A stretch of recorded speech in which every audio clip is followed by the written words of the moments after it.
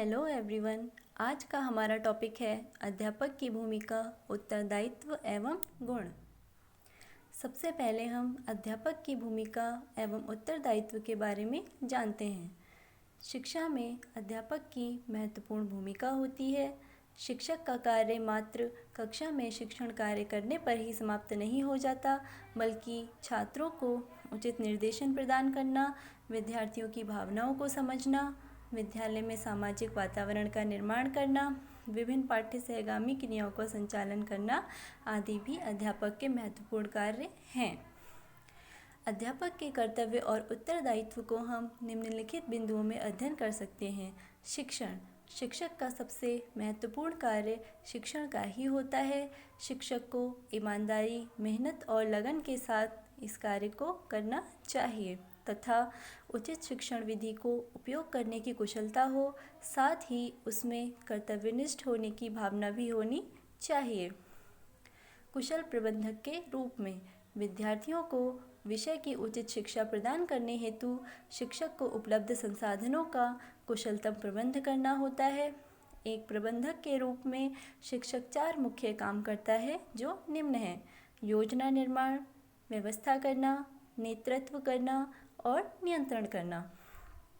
एक मनोवैज्ञानिक के रूप में किसी भी विषय के शिक्षक के सम्मुख कक्षा में सबसे महत्वपूर्ण चुनौती यह होती है कि कक्षा में सभी छात्र एक समान नहीं होते, उनकी मानसिक योग्यता व रुचि अलग अलग होती है।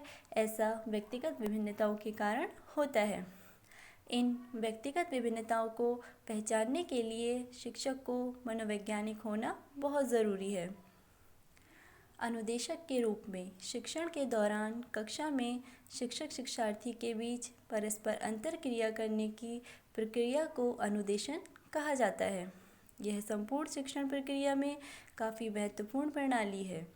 एक अनुदेशक की भूमिका के रूप में शिक्षक के निम्नलिखित दायित्व होते हैं: विद्यार्थियों के कल्याण में रुचि लेना, अनुदेशन सामग्री के उपयोग में प्रवीणता हासिल करना, प्रत्येक छात्र से व्यक्तिगत संपर्क स्थापित करना, पाठ्य वस्तु का संगठन करना, छात्रों की प्रगति की निरंतर जांच करते रहना, कक्षा में एक भेदभाव रहित वातावरण का निर्माण करना।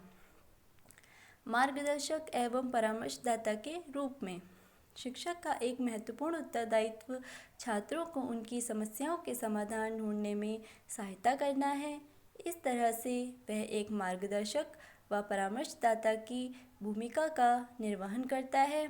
इस भूमिका में वह निम्न प्रकार के कार्य करता है: छात्रों के साथ सौहार्द स्थापित करना, उनकी समस्याओं को धैर्यपूर्वक सुनना, उनकी समस्या संबंधित सूचनाओं को एकत्रित करना, छात्र को उसके अंदर मौजूद क्षमताओं, योग्यताओं की जानकारी देना, वैकल्पिक समाधानों की विस्तृत जानकारी प्रदान करना। समन्वयक के रूप में अध्यापक को एक सामान्य व्यक्ति के रूप में भी कार्य करना पड़ता है। उसे अन्य शिक्षकों और छात्र प्रबंधन में छात्रों के अभिभावकों व विद्यालय के बीच संबंधित कार्य करना पड़ता है। इस कार्य को करने के लिए आवश्यक है शिक्षा संबंधित अनुशासनों में हो रहे नवाचारों का परिचय हो, सामुदायिक परंपरा का ज्ञान हो, विषम परिस्थितियों में विचलित ना हो, छात्र की ज़रूरतों की पहचान हो। अच्छे अध्यापक के गुण। समाज में अध्यापक का स्थान अत्यंत महत्वपूर्ण है। वह एक पीढ़ी से दूसरी पीढ़ी को बौद्धिक परंपराएं और तकनीकी कौशल पहुंचाने का केंद्र है और सभ्यता के प्रकाश को प्रज्वलित रखने में सहायता देता है। अतः अध्यापक अनेक गुणों से परिपूर्ण है। अध्यापक के इन विविध गुणों को हम निम्नलिखित रूप में व्यक्त कर सकते हैं: प्रभावशाली व्यक्तित्व होना चाहिए, चारित्रिक गुणों से पूर्ण होना चाहिए, ज्ञान पिपासु होना चाहिए, व्यावसायिक गुणों से युक्त होना चाहिए, निष्पक्ष होना चाहिए, भाषण कला में निपुण होना चाहिए, शोध कार्यों में रुचि होनी चाहिए। अतः अध्यापक में उन सब गुणों का समावेश होना चाहिए जो उत्तम वातावरण का निर्माण कर सके तथा विद्यालय को, देश को और समाज को एक नए स्वरूप में निर्मित होने का अवसर प्रदान कर सकें। धन्यवाद।